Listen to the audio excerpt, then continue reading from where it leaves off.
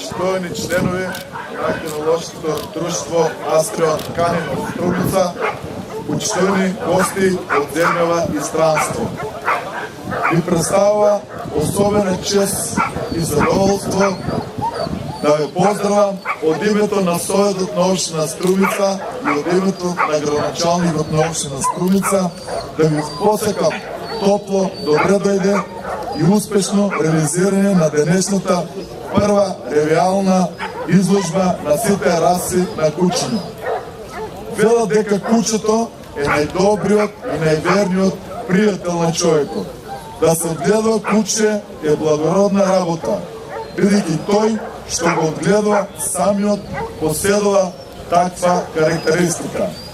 Во време кога се позасилени активности за хуман третман на животните и грижа за нивното одгледување, се надевам дека денешната изложба уште еднаш ќе го потврди старото правило дека колку некому ќе му дадеш, толку и ќе ти врати.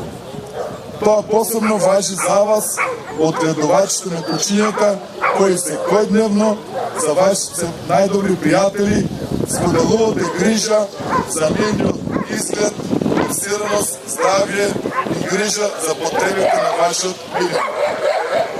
Верувам дека денес вашите кучиња пред жири комисијата ќе покажат се што сте ги научиле и на тој начин ќе ја демонстрираат и вашата грижа кон нив. Дозволете ми уште еднаш да ви поздравам и да ви посекам успешна ревиална изложба која верувам дека во наредните години ќе прерасне во традиционална изучество на одгледувачи на кучиња од повеќе земји. Ви благодарам и изложбата ја прогласувам за отворена.